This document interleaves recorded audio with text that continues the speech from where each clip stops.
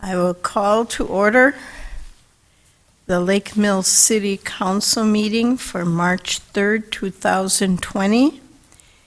Roll call, please. Mr. Fields? Here. Mrs. Fritsch? Here. Mr. Foster? Here. Mr. Fritsch? Here. Ms. Schmidt? Here. Okay. We will then move to item 3, the Pledge of Allegiance, and all who can stand with us do that, and if not, we'll let you do something else. Okay. I pledge allegiance to the flag of the United States of America and to the republic for which it stands, one nation, under God, indivisible, with liberty and justice for all.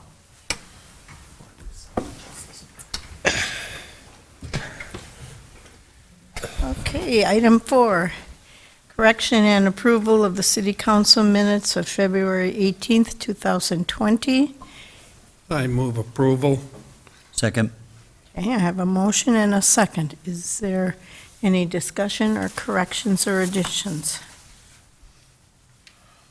Seeing none, call the roll, please. Mrs. Fritsch? Aye. Mr. Foster? Aye. Mr. Fritsch? Aye. Ms. Schmidt? Aye. Mr. Fields? Aye. Motion passed 5-0. That moves us on to item number 5, correspondence. Who would like to begin with that? I've got a few items. Now, Steve and I were copied on a news article from Tim on getting community input and involvement on different projects for the city. Also, I had contact with Karen over in Catlin Drive about some parking issues, so I'll follow up with Dan on that one.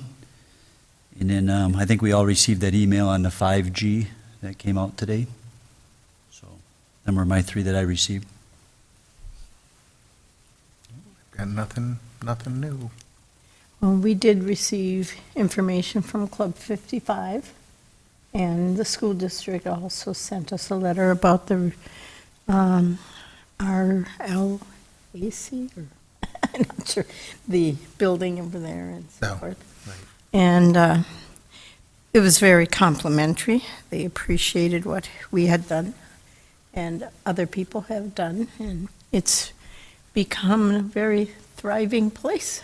So if you haven't been over there lately, and I know most those of you working can't get there during the time they're open, it's open from 9 to 3, Monday through Thursday. And so if you're ever in town, pop in. I think you'll be pleased that people are just busy doing this, that, and everything else. So, all righty. Seeing no other correspondence, we'll move to item number 6, questions and public comment. And, okay, the public is encouraged to address the council at this time regarding items not on the agenda, or on the agenda, I should say. Can't read tonight. Public comment may also be made at this time on items that are not on the agenda. That's where I got it from. If you have registered with the city clerk before the meeting has been called to order. The state's open meeting law discourages action by the council on items not listed on the agenda. Please keep your comments limited to 3 minutes. State your name and address when starting your comments, and fill out the sign-in sheet provided on the podium before you leave. Is there anyone who wishes to address the council at this time? So, okay. Seeing none, we will close questions and public comment and move on to number 7, the city manager's report. And Steve, you were serious last time when you said you would have a report for us this time, because you certainly do. So you have both check registers with all the financial information. Jefferson County is doing a strategic plan meeting on April 1st here at the municipal building at 5:15 downstairs. So if you're interested, I would recommend attending because that's a good meeting. The shared services study meeting was out. They're going to have a meeting with the 7 municipalities in the county to kind of update where we're at and where we're headed, knowing that EMS and fire are probably already out the door, What do you mean by that? that they've already started another study. Okay. The fire department will probably be on the next agenda with an intergovernmental agreement between Watertown and Johnson Creek to have an intergovernmental or a mutual response agreement. We are also working on a joint dispatch proposal with Lake Mills EMS for PMBs, second ambulance, and accidents. The accidents are really already have been occurring for a long time. Street permits, we've come a long way. We've actually created a permit, have a good idea of what kind of drawings we want to have associated with it and what kind of fee structure we want to have attached to it. But we need to finalize the flow chart, who gets it and why and what they have to do to finalize it. I think we'll run it similar to the special events permit, but we still have to kind of work through that process. South Main Street, the street tree bids are out. They've been opened. Serbs out of Madison won. So they'll be looking at finalizing that contract here coming soon. The public information meeting was last week. Several of us attended that meeting. Went relatively well, I thought.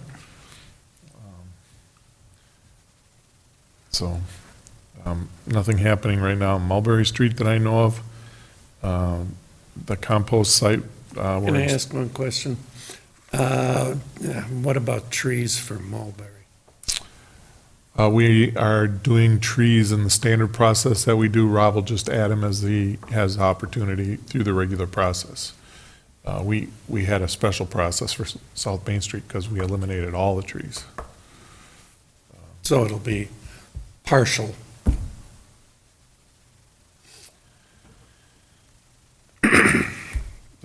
We are installing a camera at the Yardway site. We're going to use that to do a survey. We're not actually doing any enforcement, we're just kind of counting. All the information that we've had to date has been our people recording how many loads they haul away. Now we're actually going to record how many people are there dropping off, or attempt at least to get something relatively consistent.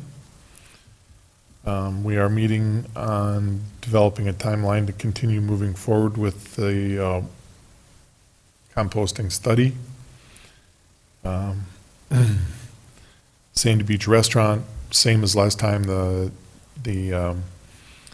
demolition RFP is out. We've had a bunch of people meet with Dwayne to go through the building. The truck RFP one will be out Thursday, so Thursday this week. Comprehensive outdoor recreation plan is moving through. Clean Boats, Clean Water, we've participated in that for, I'd say, 5-6 years now. We've got the grant again this year. The town has managed all those over those years. They have asked if we would manage it this time around. So if anyone or you are interested in us doing that, you can talk to us and we'll get it on the agenda for the next conversation. Small wireless. I don't know if any of you are following this, but driverless cars use small wireless, and they require structures in the right-of-way.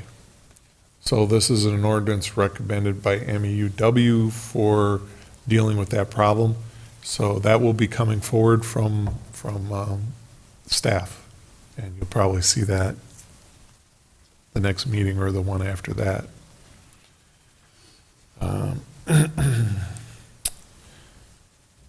We are in the process of working with the school district to eliminate the bump out in the roadway at the elementary school on Birch Street. Where the school district is again talking about moving their baseball diamond. If you remember, we talked about locating it out at Wallace Park. So there might be an agreement moving forward on that. Did you intend to skip item L? Yes, I did. Unless you have anything, there's nothing really new there. Okay.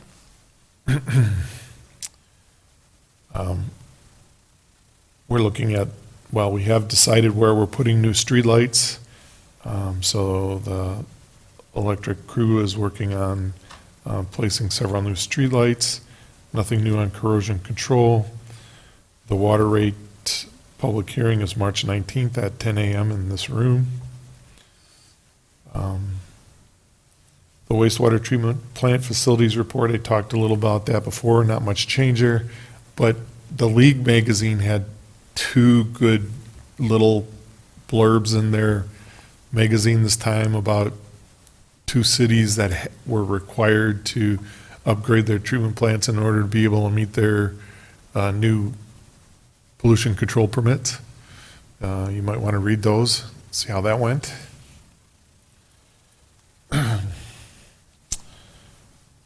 Brookstone subdivision, we have sent them the information on the special assessment. We've also sent Juicy information on the special assessment for that portion of American Way that was in conjunction with the 11 acres to the south of Wallace Park. Are the houses in Brookstone being special assessed? No, Okay. I think there's some confusion about that because some of my, well, not my constituents, because they're not down there, but some people asked me and they got the impression that their houses were going to be reassessed. well, reassess is different than special assessment. Yeah, So- that's true, too. So you have to make sure that, because they're not being special assessed. They were reassessed last year, so I don't believe we'll be reassessed this year. Okay, Because we're still at the 99% last year, so we'll be pretty close to that again this year, maybe at 95. So when we hit on the assessment ratio, when we get below 90 and we start heading towards the 80, then we reassess, so. okay. Depending on how fast home values change, reassessment could be 5 years out, could be 10 years out, could be 2 years out.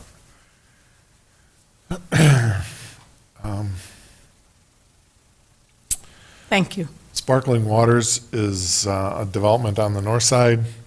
We met with them, trying to work out some issues with DNR permits Where on the north side?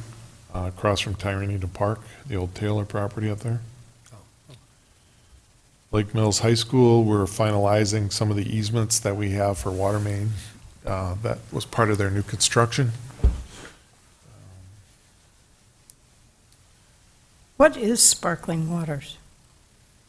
Is that a business? No, it's the name of the development. It's kind of like Tyranena Point or Oh, okay, Brookstone. homes, Yeah, a subdivision.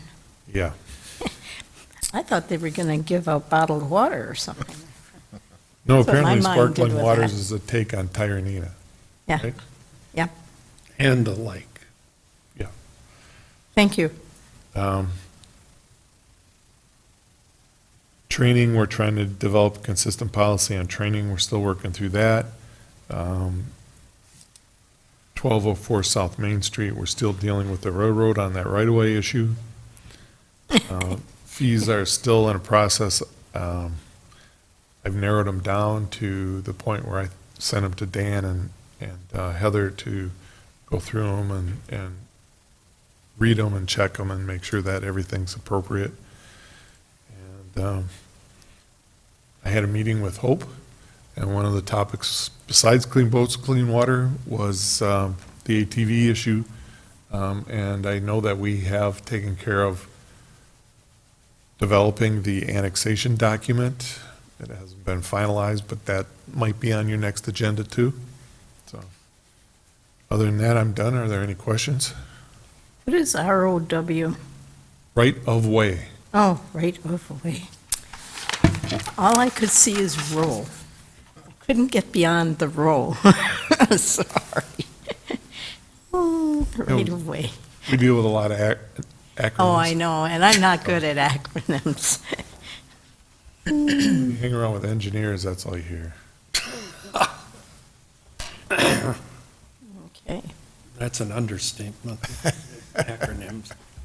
Anybody have questions for Steve on his report or about anything else that you needed to check on with him on? Okay, seeing none. Thank you, Steve, for the nice comprehensive report, and thank you for all the work you do that a lot of us don't even see. So, all right. Item 8, acceptance of minutes of Joint Rock Lake Committee of January 7th, 2020. Economic Development Commission of April 10th, 2017, and the EDC of January 13th, 2020, and Planning Commission of December 10th, 2019. All of which are accepted and placed on file. Thank everybody who serves on those commissions and committees. How did that one from 2017 just show up? We didn't have. Because there was no meeting in between. So it had to get to that next meeting in order to be able to be approved to come forward. Wow. Life goes too fast. Yeah, it's a long time between meetings. All right. No, it just, there was nothing for the committee to really do because we weren't doing anything that we had to do. And now that we don't have the fund grants like we used to have, it's definitely cut. Now we're a The little bit, revolving loan fund. yeah, That one of the that's- reasons, the main reasons for the development of the Economic Development Committee was a revolving loan fund review and recommendations. but now we're a little more active again with the TIF districts, so we're meeting a little bit more again. So, item number 9, council business, tavern operators licenses. Would you read those names, please? We have 4 tavern operator licenses: David McKee, Jillian Macson, Jana Robl, and Maria Pedroza Torres. Okay, is there a motion So move. Second. to accept, I assume, or to issue? What's the correct terminology? Grant. Grant. I knew I was missing a word there. Okay, to grant the licenses. And would you call the roll, please? Mr. Foster, Excuse me. Aye. Mr. Fritsch, Aye. Ms. Schmidt, Aye. Mr. Fields, Aye. Mrs. Fritsch. Aye, thank you. Motion passed 5-0. Thank you now. Okay. Item B, ordinance 1211, second reading of amending chapter 153. Would you read that title for us? Ordinance 1211, amending Chapter 153, Officers and Employees, and adding Article 5, Neighborhood Service Officer, Section 153-9, Delegation of Authority, Issuance of Citations, and Corrective Orders. So anybody have anything that they want to add, change, discuss in the second reading of ordinance 1211? Seeing none, we will move on to the next item, which is ordinance 1212. This is a new ordinance. Would you read that for us, please? Ordinance 1212, amending City of Lake Mills Ordinance, Section 660-44, Official Zoning Map, City of Lake Mills, Wisconsin, Parcel Identification Number 246-0713-2423-003, Owner, C&S Untz Trust, Tyranena Point Subdivision.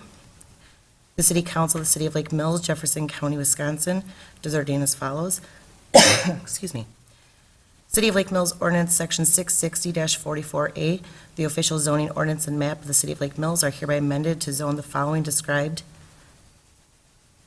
19.91 acres currently identified as parcel identification number 2460713, 2423, 003, and the future location of the Tyranena Point subdivision from RD Rural Development to R16 for approximately 4.55 acres fronting Mud Lake Road, and R1-4 for the remaining approximate 15.36 acres as depicted in the attached map, which is incorporated herein.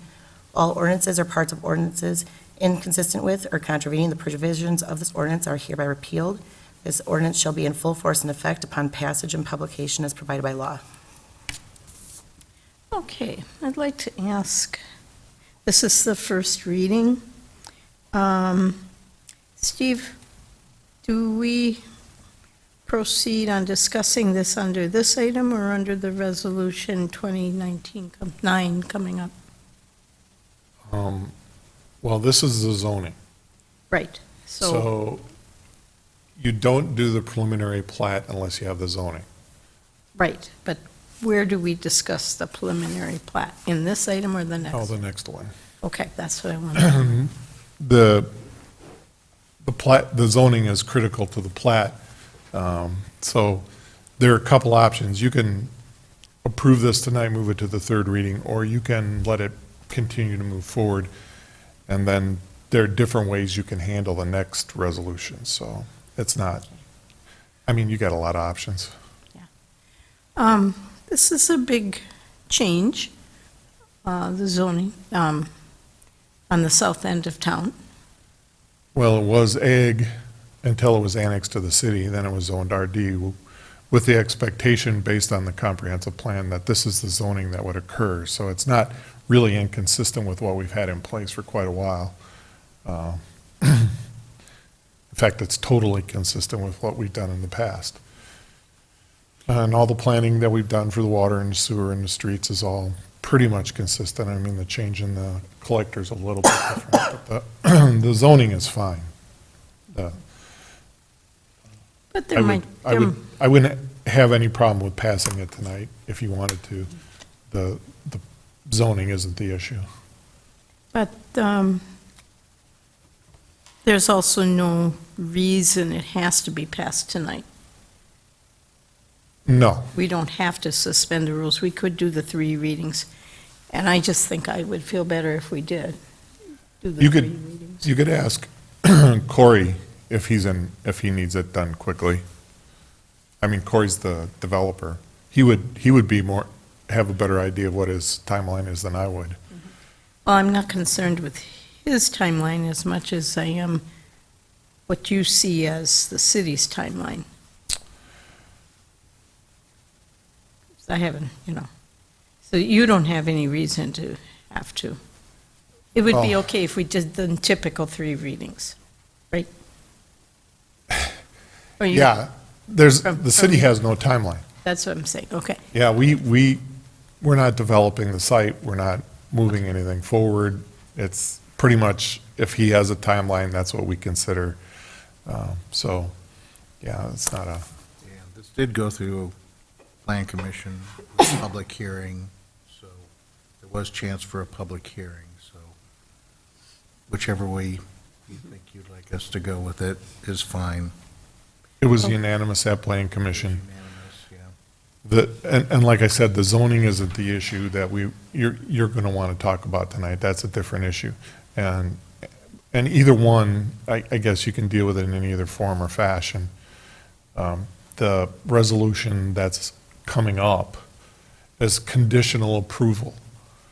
So, and even that, you don't have to approve it in that form or fashion. So, let's say you didn't pass it tonight, but you did pass the next one. Well, it's conditional. It's not going to be final until the zoning passes. On the other hand, the zoning is fine. The real debate is the construction plans, which are where the problem is, which then you can attach to the next resolution, not this one. So, but if you're holding up the next one, it doesn't matter whether this one passes tonight or not. If I'm making myself But- clear. We could go to the next meeting for the 2nd reading and then suspend the rules and do the 3rd. Yep, If- do that too. Because I guess I feel uncomfortable doing something with this one when we haven't talked about the resolution that goes with it. No, I would like to do that before we do a third reading on the ordinance. So that's just me. Well, we do a lot of developments that are already zoned, and then the construction plans are a totally separate issue, so Yeah. I guess you have to feel comfortable with what you want to do, but I don't see the zoning as being the hangup in the development here. Yeah, and I don't really see the two as being tied together at the hip at this point. So the zoning could be totally separate and, yeah. Did the planning commission have any problems at all? Not at all. And the one thing that was brought up is the fact that it's going to be two different Zonings. zonings in there. So it gives us a lot more choices of building sites for families. So there'd be some that would probably be a little bit larger, and then others that would be smaller and possibly more affordable for families. It basically allowed for down to like 8,000 square foot lots along Mud Lake Road, which is the R6 12, or the R16. R16 zoning. As I was reading that, how big is an 8,000 square foot? Well, our average lot in the city of Lake Mills is 10,000 square feet. Oh, okay. Just about every lot along the lake is smaller than that. They're down to 7. We've done a bunch of them in the 7,200 category, like Arbor Creek. So it's not inconsistent with zoning that we have. The size is, you're talking maybe, and this is a variation, but it's like 70 to 125 is the size lots that they're looking at. That's bigger than the R1, that's bigger than the minimum in the R16, but it's smaller, slightly smaller than what's required in the R14, which is 10,000 square feet. So most of the time, you're not going to notice it, other than when you're mowing and your neighbor's got a lot more grass to mow.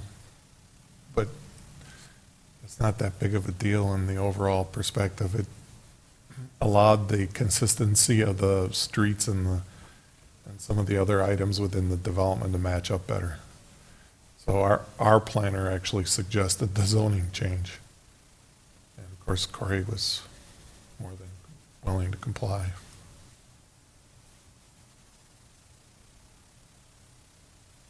Well, what is the pleasure of the council? Fine waiting. And like I said, at the next meeting, we could do 2 and 3. And then, I'm not, I just feel like it's not necessary to rush it. Why are we rushing it? Anyway, that's just me. So we either go to second reading at the next meeting? Fine with me. Okay.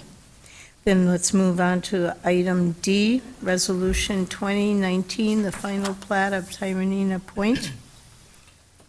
You want to read the City of Lake- resolution? City of Lake Mills, Resolution 20-9, final plat approval, Tyranena Point subdivision.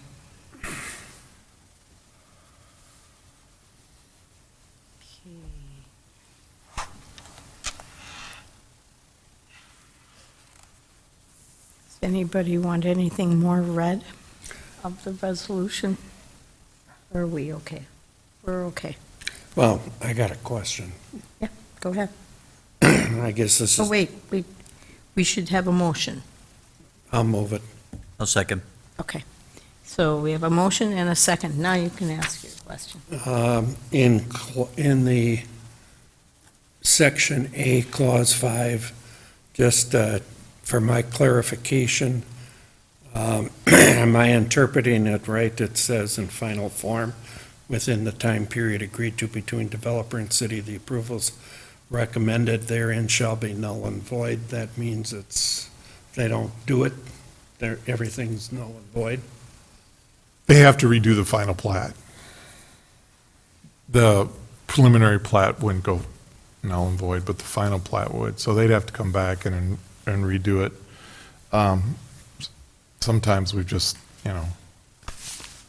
waived it because something has got hung up at the DNR and they've had to resolve some problems, but it still comes back to the council for that decision. Sometimes the developer and the city can come to an impasse on the final construction plans or the developer's agreement. And then we either try and get back here, but if it stretches out to a time period, then it's a motivation to try and get them to finalize before, instead of dragging it out and dragging it out and dragging it out. Okay. Upon looking back at the Public Works Board meeting where they handled this item, they, in their resolution or their recommendation for the final plat, they did reference some conditions that were brought to the board by Strand. Maybe someone could enlighten us as to what the Public Works Board was concerned about? It was back to the same conversation that we had at council with the preliminary plat, and it related to the water pressure on site. And there are, I don't remember, do we have this conversation here? Was it at Public Works Board? We talked. Works. They're proposing to do 2 in-home pressure systems that would help the subdivision meet the minimum requirements. There was also some conversation about how we tie, if they decide to do the next phase, that goes from 2 lots to maybe 12. So there was some discussion about how we would tie those 2 together to make sure that we were able to make it consistent, so that if they did the next phase, there would be a pressure zone rather than homes having individual pressure systems. And there was some debate as to keeping it relatively flexible because, if at that point in time we know how many homes are really being impacted because the homeowners are calling in on a regular basis, we can say instead of setting these valves here and this pressure system here, we're going to set them down at this grade rather than that grade. So that was, the Public Works Board kind of looked at that and said, well, that would be the direction they'd like to head, but they'd like to have that incorporated into the developer's agreement in some form or fashion. So there's a paragraph that we currently have in yellow that hasn't been finalized on that conversation.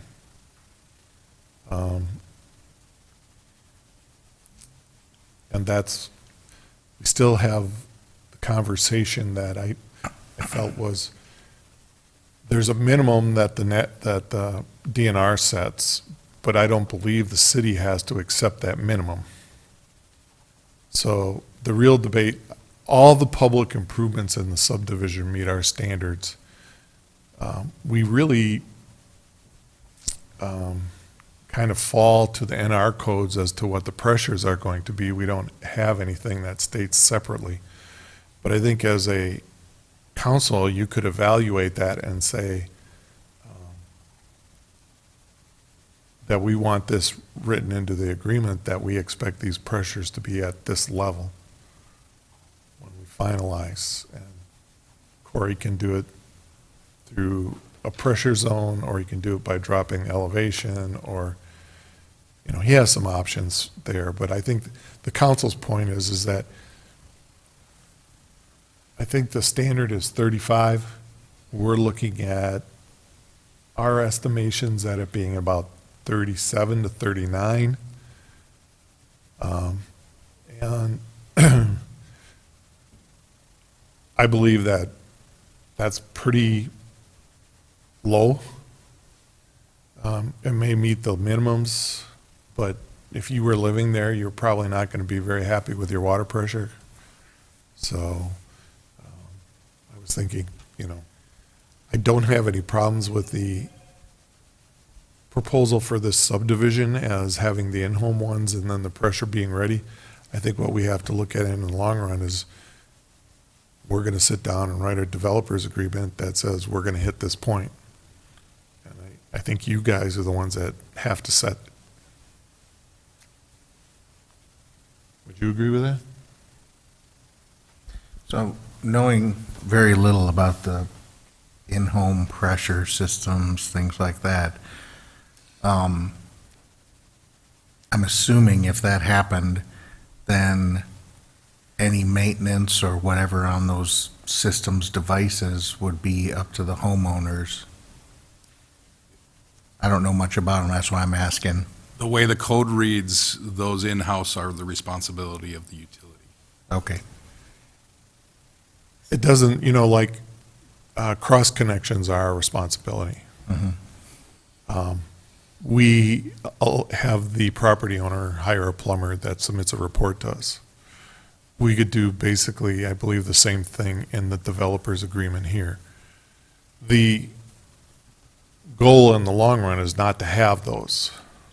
Yeah, I would agree, that's the best solution overall, because then you're monitoring them one by one. instead Right. of- If there are two of them, it's not bad, but if you're 12 to 14 of them, then it's a pain in the rear end. And the DNR does require, once it is over 10, that it is an in-system pressure zone. What is a long-term fix for this? Is it looping the water system out there? Is it another tower, more wells? Well, no. The only thing that would fix it from our standpoint would be to raise the water tower another 10, 15 feet. Or lower the hill. How much higher is the hill than the water tower? It's not higher than, but it's at a height where there's not enough push in the tower to create enough pressure to push the water sufficiently. Just head pressure and gravity is all it is. Right, and so, you could take the hill down, I mean, we've talked to Corey about that, and he's already taken it down quite a bit, and you're already looking at a pretty substantial ridge in the backside already, it's probably 15 feet already.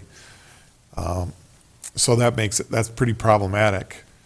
The two pressure systems is not a huge deal, and like Dwayne said, if they get over 10, then they have to, I think the real debate is what we think it should be at, to make sure that because even if you did the next one and you said 35 was the minimum, I think you would be disappointed. I think that we would hire Corey to be our rep on the water system, so that he would take all those phone calls. But as Steve mentioned, and we talked about this at the Public Works Board meeting, the flexibility of going from the in-home to the larger zone in the future development allows us to then potentially change the location of how far that zone is down the hill. We can put the check valves inside of this development lower than just the 4 lots we're talking about today. At some point in the future when that's additional development happens further to the east and up that hill. So it allows us more flexibility. Correct. And it's not a substantial change from Corey's point of view. He's got to cut in the pressure system somewhere anyway, so if he's further down the hill than he was before, I don't think it's a huge deal from his standpoint. The pressure, the goal here is to find the point that's most appropriate. But it's out, again, we could do all that without the conversation substantially, other than the fact that probably the water pressure that we want to see there should be more than the 35 minimum. And so if you guys want to let this ride and come back and have that conversation again, or if you want to put in here, amend this to say, that's what we want to see, I think that's, then we could hammer that out and get it into the agreements and everything. But that's really, I believe, the crux of the issue. There is one other one. There's an unnamed street in the Plat, and you can't have an unnamed. It's unnamed?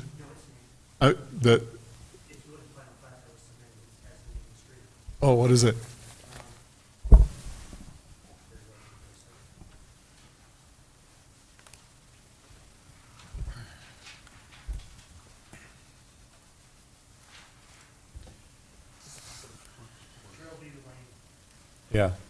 Yeah, that is what I have on here. Okay, good. Which one would you look, Dwayne? I pulled up an email that said final plat. Also, previous version. Previous version. We also need wording in the plat that says tree easements, not just utility easements. Because with us putting all the utilities in the tree, on the terrace, we're not going to plant trees in the terrace, we're going to plant them behind the sidewalk in an easement.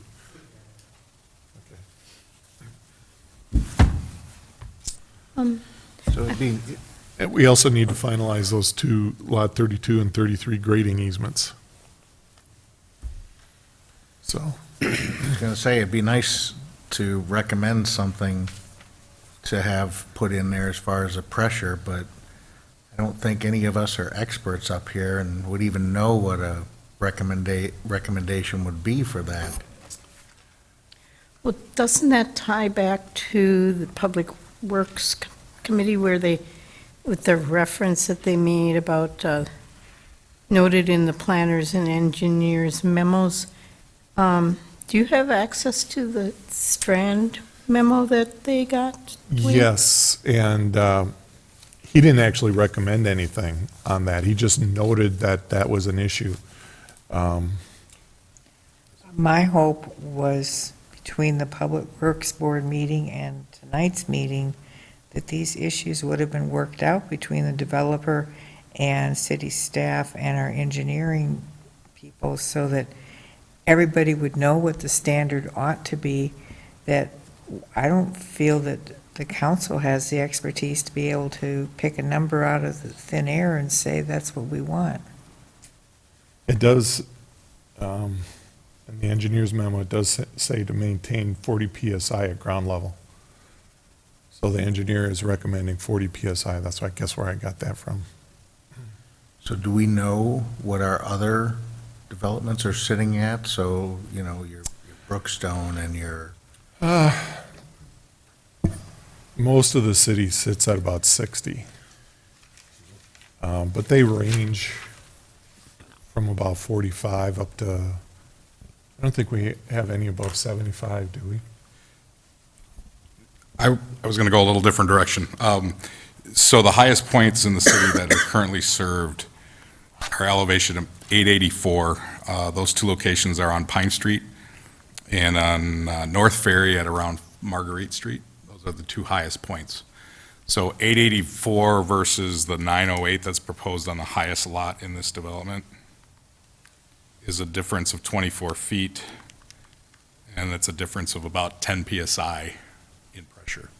So they're at about almost 50.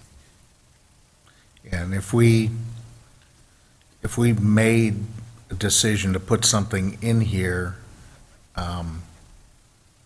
how would that play out in future developments? Would it tie us into something and now we set a precedent and say we have to, because we did it here for this development, that we need to follow that through on future developments? You see, and this is a big debate we've had internally, we're pretty flat in Lake Mills. And even in Wisconsin, and we're relatively flat. There are areas that have a lot of elevation change. So you're seeing water pressures in some cities that vary from the minimum, 35, to the maximum of 90 in one city. So what does it tie you into? It ties you into having people who buy houses that have varying water pressures. It doesn't really make it a significant issue other than if you have control of it at this point and you can say something, it's probably best to at least keep it to a certain level above the minimum. That's why I think 40 is good. I think Brandon thinks 40 is good. So I don't know that you're going to get, I mean, look at Denver and San Francisco. There's so many variations in the water pressures in those communities that they're just, it's hard to pick one and say, this is it. If I'm the homeowner, 60 is pretty nice because it's not tearing the flesh off you, but it provides enough pressure that it gets the soap off you. But not everybody's going to get that in a community because the elevations change. So I think 40 is adequate. I think it's a decent one. I think 35 is allowing you to get down to the minimum so that if for any reason there were a problem, you would have some play. This then falls back under what Vicki was saying. Should we be the ones making this, or should we go back and ask the Public Works Board? Public Works Board did the same thing. They said, you know, the staff should be able to sit down and hammer this out. And I don't disagree. I think Corey was on vacation and wasn't available, and so we didn't have an opportunity to get it done. But the motion is conditional on meeting the requirements of the engineer's memo, and he does have in there 40 PSI. Well, there's no reason that this has to go through tonight because the ordinance isn't going to go through tonight. Yeah, that's true. So we could postpone this one meeting, get what we need. Like Vicki said, that was what the expectation of the Public Works Board was. And then it'll be cleaner when we pass it. It'll be right. Yeah, I don't have a problem with that, as long as it's, I'd like to know before, not that we, I don't have a problem giving staff freedom on stuff, but I don't see any reason to do that tonight because there's no rush here. We've got another meeting that we could do this on. Okay. It's up I'd to you. like to suspend the rules so that the developer could talk to us. Second. Would you call the roll? Mr. Fritsch? Ms. Schmidt? Aye. Mr. Fields? Aye. Mrs. Fritsch? Aye. Mr. Foster? aye. Motion passed 5-0. Would you come up to the podium, state your name and address and whatever? Hi, Corey O'Donnell, Gremar LLC, developer of Tyranena Point here, the subdivision that we're discussing. When I attended the Public Works Board meeting, as it relates to this, we did discuss at length the pressure systems and where we're at for the water delivery system in the subdivision. And we did discuss at length, first of all, what the technical standard was with the DNR and what that pressure is at 35 PSI. And that definitely was the starting point for our discussion. Clearly, we had to determine what the minimum PSI standard was and what development in general is held to for the standard. And there's like no ordinance in Lake Mills, so it's the technical standard of the DNR that we rely on, and that's how we started to design the system. So doing that, you take the grades, the elevations, and determine what those PSI grades are. And in the area where I think there's two homes in question, two lots that potentially had some lower pressure, I think we established that it was like 37.93 would be the PSI as the preliminary grading plan that was done for those two lots was.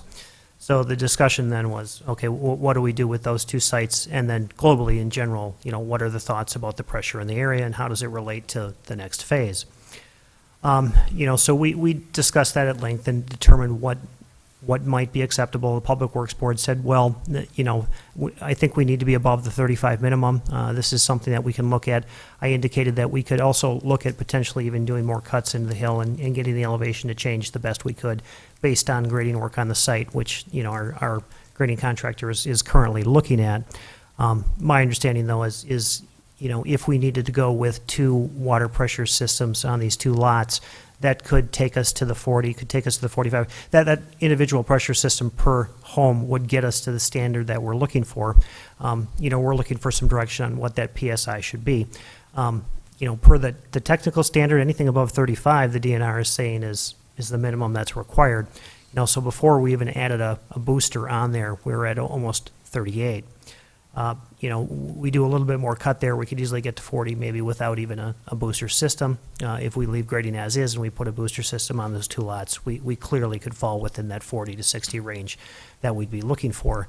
And then giving the flexibility of also putting in those gate valves or the valves that you refer to, which would allow us the flexibility in the future. If there would ever be future development in the town, it would need to be annexed into the city, future development, then a larger regional water system could potentially be put in, and you have the flexibility with those gate valves or those water valve systems that are in our existing subdivision to put those 2 that might have those individual pressure systems, then they could be part of that global water booster system. But that solves the minor issue we have in 2 of the lots in our subdivision without putting in this large water booster system for a different phase, a different project, a different development, if and when that would come into the city of Lake Mills. Currently, it's in the town. We've got roughly 43 lots here that we're developing. We're thinking we've got about 7 years worth of inventory here. And then clearly, would we be the next developer? I don't know. I don't know where the economy's going to be, but, I do know that we've got some pretty good inventory over the next 7 years.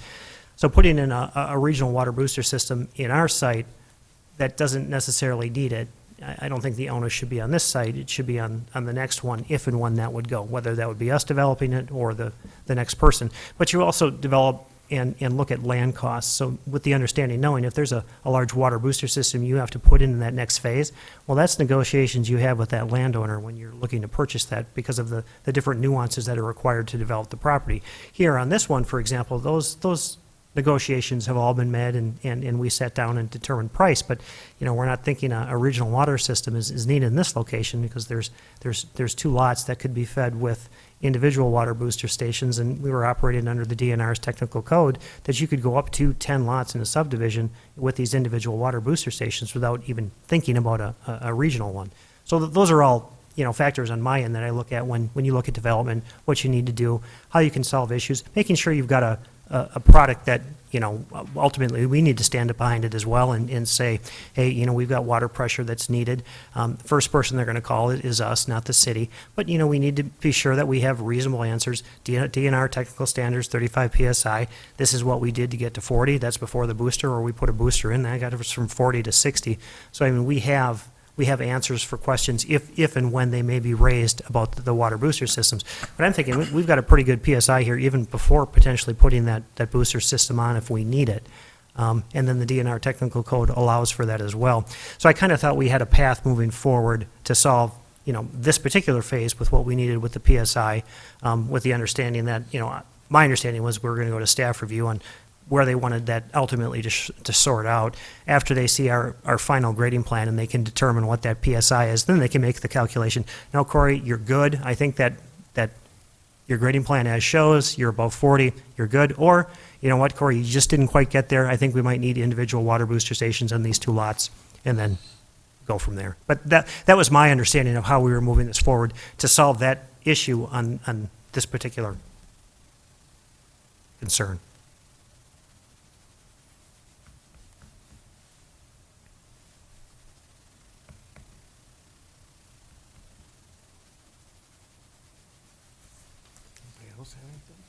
I think that whatever, because I don't believe that the final construction plans have been approved by staff yet, have they?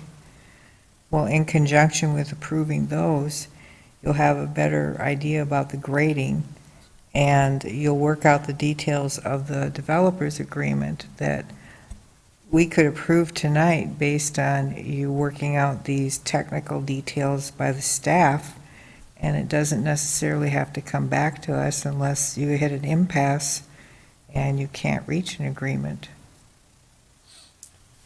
You know, we've historically done that. We've negotiated them out afterwards, and we've never actually hit an impasse in the past, but there's always that there's always that opportunity where, or maybe the council just wants to see it again. There's these options that are out there. I'm comfortable with sitting down and negotiating it and looking at it. Yeah, and I'm comfortable with delegating that to the staff if the rest of the council feels that way. So you're sort of recommending we go with the motion that's already in place to approve it based on the engineer's guidance with a set rate of 40 as a requirement. Well, 40 as a minimum. Yeah, as a minimum. It's basically in there when it says to refer back to his notes. So Yep. It's basically in the resolution. So she's saying she's okay if we call a vote on this instead of holding it off. I would just ask that we honor the intent of the Public Works Board to make sure that the strand concerns that were brought to the board, am I correct, Vicki?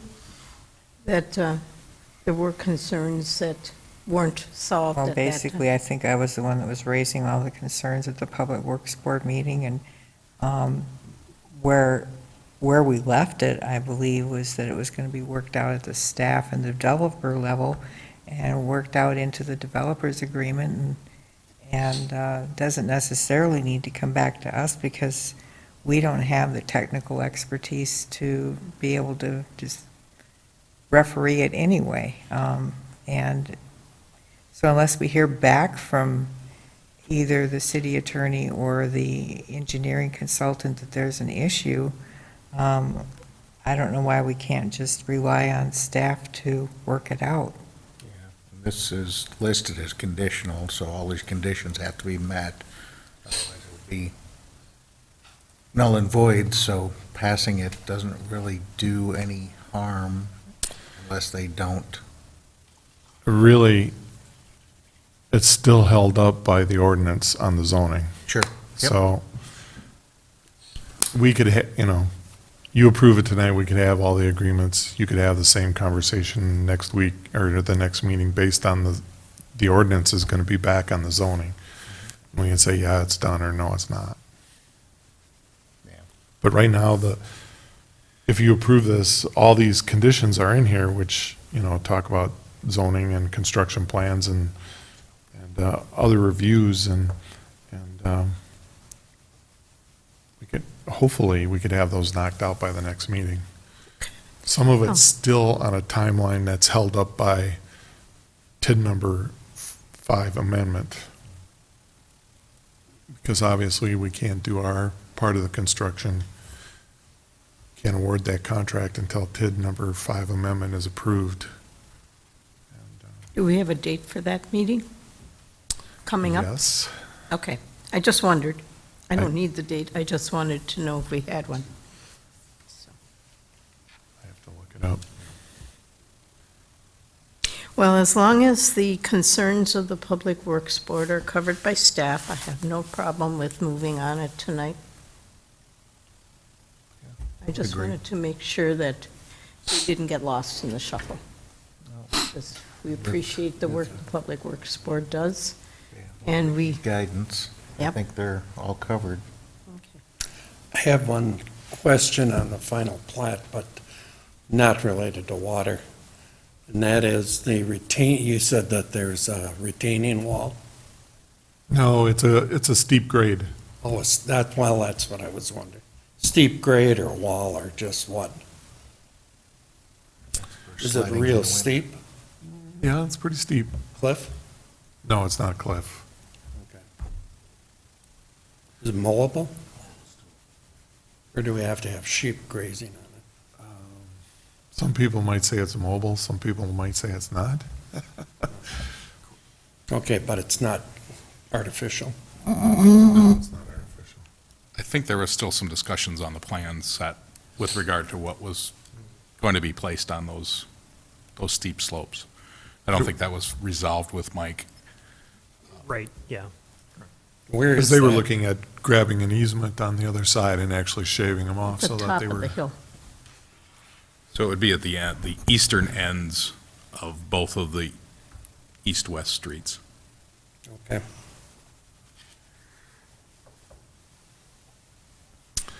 That meeting, that TID meeting is on Tuesday, the 24th of March. Okay. Thank you. It's at 5 o'clock. Thank you. Well, any other discussion? Otherwise, we can vote Thank you. Thank you. the resolution as is with the staff. Calling question. Okay, calling question? Ms. Schmidt? Aye. Mr. Fields? Aye. Mrs. Fritsch? Aye. Mr. Foster? Aye. Mr. Fritsch? Aye. Motion passed 5-0. Okay. So we'll see the ordinance next time, and if everything is hammered out by that time, we could do the second and the third reading for the ordinance at that time, too. So I guess it'll be up to you all to get the Ts crossed and the Is dotted and go from there. Okay. Let's see what's here. Well, that's the end of council business. We have recommendations for future agendas. See, I didn't write it down. There was something earlier in the meeting that we said, oh, I know. Was There it were on 2 your- items, I think. Okay, go ahead. There were things on your, City manager's report. that's right. Yeah, that's where they came from. Yeah, the small wireless and the Yeah. right-of-way. There will be a second ordinance regarding an aspect of the alcohol code in the city of Lake Mills.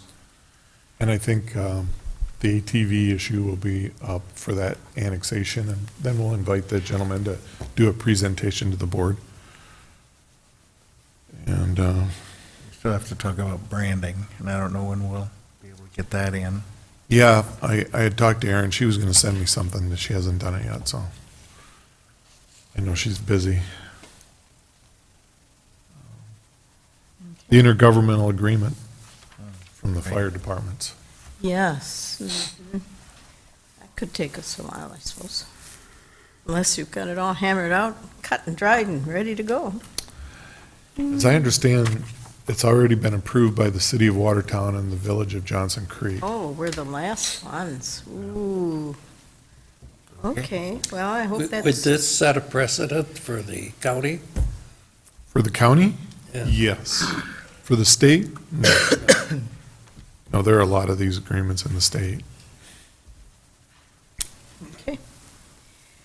Well, then, that moves us to item number 11, convening, and well, I'll let you read that one for us, please.